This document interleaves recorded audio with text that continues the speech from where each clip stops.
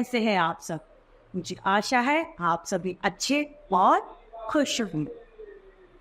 आज हम हमारे पाठ में री की मात्रा को पढ़ेंगे और समझेंगे।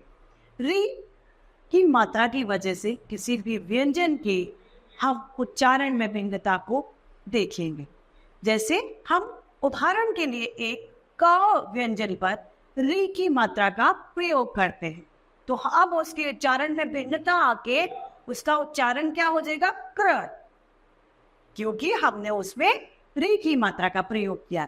तो इसी री की मात्रा को हम इस पाठ में पढ़ते और समझते। तो आइए देखते हैं, यह है हमारा पाठ 6, री की मात्रा वाले शब्द। री की मात्रा कुछ इस तरीके से वर्ण के नीचे लगाई जाती है। तो आइए इसे पढ़ते हैं। एक चित्र में हमें वृक्ष दिखाई दे रहा है।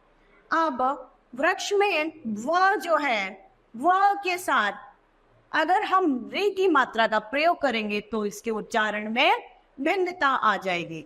अगर हम इसमें र की मात्रा, री की मात्रा नहीं लगाएंगे तो बन जाएगा वक्ष, जो एक गलत शब्द है। लेकिन जैसे ही हम इसमें री की मात्रा को लगाएंगे, प्रयोग करेंगे, तो बन जाएगा व्र। अब श जोड़ देंगे, इसके परिणाम स्वरूप हमारा शब्द निकल के आएगा वृक्ष, वृक्ष, जिसका मतलब होता है पेड़। अगला है हमारा एक राजा दिखाई दे जा रहा है, जिसे नृप कहते हैं। अब न प, अगर हम इसमें री की मात्रा को छुपा दे तो शब्द क्या बनेगा? नप, जो कि एक सही शब्द नहीं है, गलत। लेकिन जैसे ही हम न के साथ में री की मात्रा का प्रयोग करते हैं, उच्चारण में भिन्नता आएगी और शब्द बन जाएगा नृप, नृप। आगे एक कृपाण दिखाई दे रही है चित्र में। कृपाण क के साथ री की मात्रा, तो बन गया क्र, और ण, कृपाण, कृपाण।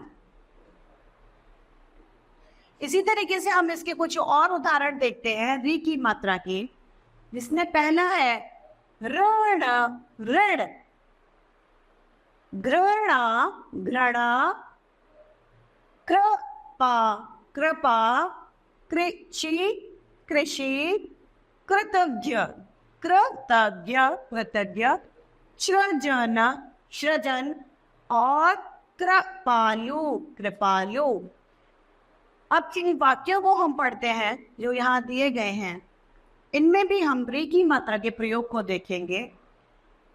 एक था कृषक, कृषक में क्र के साथ में क के साथ री की मात्रा प्रयोग, उच्चारण क्र हो गया। वह वृक्ष लगाकर धरती हरी भरी करता था।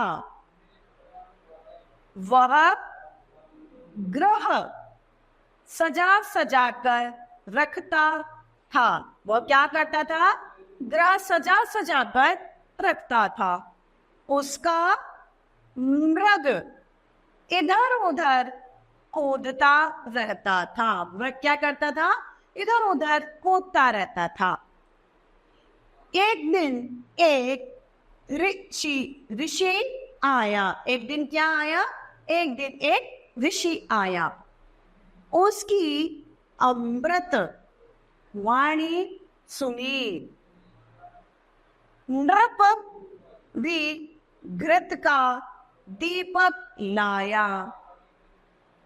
ऋषि और नृप की कृषक पर कृपा हुई। इन सभी वाक्यों में हमने शब्दों में कई जगह री की मात्रा का प्रयोग पढ़ा। री की मात्रा जो है सभी वर्णों के साथ उनके नीचे लगाई गई है। तो इस तरीके से बच्चों हमारा पाठ री की मात्रा वाले शब्द समाप्त होता है। मुझे आशा है आप सभी को री की मात्रा वाले शब्द भली भांति समझ में आए होंगे। आप इन्हें घरों में और ज्यादा पढ़ें और समझने की कोशिश करें। तो आज के लिए इतना ही, फिर मिलते हैं। धन्यवाद।